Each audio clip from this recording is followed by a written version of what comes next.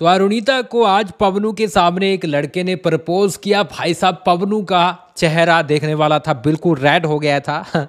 Editing में वो किया गया था, सच में रेड नहीं हुआ था, क्योंकि सच में इनको पता है कि सब एक स्क्रिप्ट का हिस्सा है।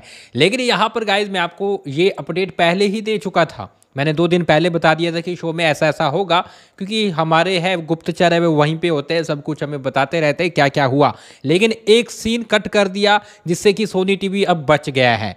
जी हाँ, वरना बहुत तगड़ी वाली बैंड बजने वाली थी।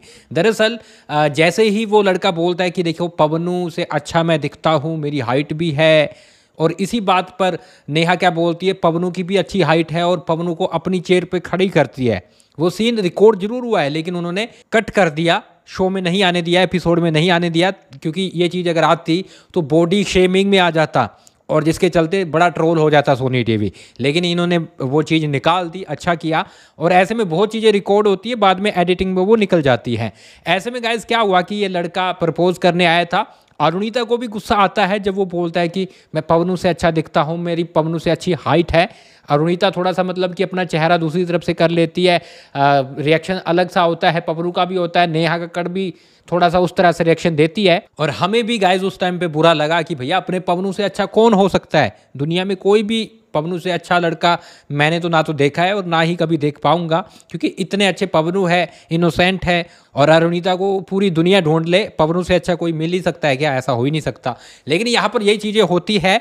और पिछली बार पवनू के लिए लड़की आई थी, इस बार अरुणिता के लिए लड़का अरेंज किया गया था। जी हाँ, अरेंज इसलिए क्योंकि ये सब स्क्रिप्ट का हिस्सा होता है गाइज। इन्होंने पहले ही सिंगर सोचकर उसको सिंगर को बुलाया, वो अच्छा खासा दिखता था, उसको बुलाया और पूरी स्क्रिप्ट दी गई कि भैया तुमने ऐसे ऐसे बोलना है। पिछली बार एक लड़की को बोला गया था पवनू के लिए। ये सिर्फ लव सीन करवाए जाते हैं ताकि शो की टीआरपी आ सके। मैंने आपको बोला ना कि इनका शो सिर्फ पवनदीप अरुणिता की वजह से चल रहा है और अरुदीप से ही इन्हें टीआरपी मिलेगी। और इनको बीच में अरुदीप का लव मोमेंट करवाना ही पड़ेगा, तभी जाकर कहीं ना कहीं इनका शो चलेगा।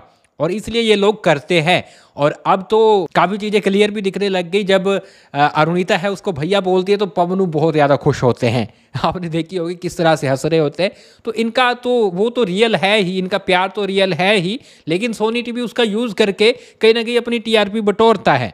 और ये अरुदीप अच्छे से जानते हैं, सारा कुछ इन्हें पहले पढ़ाया जाता है, सब कुछ करवाया जाता है, स्क्रिप्ट अच्छे से पढ़ के उसके बाद ये सब बोलते हैं। तो ये चीज़ें हो रही है। लेकिन फिलहाल के लिए आप इस पर क्या बोलेंगे? लेकिन एपिसोड में मज़ा आ रहा है। कल के एपिसोड में और ज़्यादा मज़ा आएगा, क्योंकि कल है गेम होने वाला है, 2 टीमें रहेंगी तो कल खूब मज़ा आने वाला है। तो ये चीज़ें होती रहेगी। लेकिन कुछ लोग बोल रहे हैं कि भैया सिंगिंग शो है और तुम ये लोग कर क्या रहे हो? एक सिंगिंग शो है, सिंगिंग शो को सिंगिंग की तरह चलाओ, एक कंपटीशन है, तुम तो कहीं और ही घुसे पड़े हो।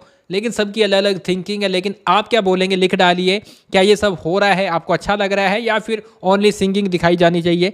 आप लिख डालिए कमेंट बॉक्स में। लेकिन अरुदीप के लिए तो सैल्यूट है, इनका प्यार अमर रहे और इनका प्यार ख़त्म नहीं हो सकता। चाहे तुम हज़ारों लोगों को ले आओ, भले ही वो स्क्रिप्ट का हिस्सा हो, लेकिन जनता जानती है कि भैया कि अरुदीप एक दूसरे के हैं और एक दूसरे के रहेंगे। क्या बोलेंगे? लिख डालिए। और जल्द ही इनकी शादी की खबरें भी आ सकती है, क्योंकि ये दोनों अब तो मान ही चुके हैं और दुनिया को बता ही चुके हैं कि भैया हम दोनों एक हैं। अब देखते कब तक शादी होती है। मिलते कुछ ही देर में। आप हमें फॉलो कर ले और सब्सक्राइब कर ले।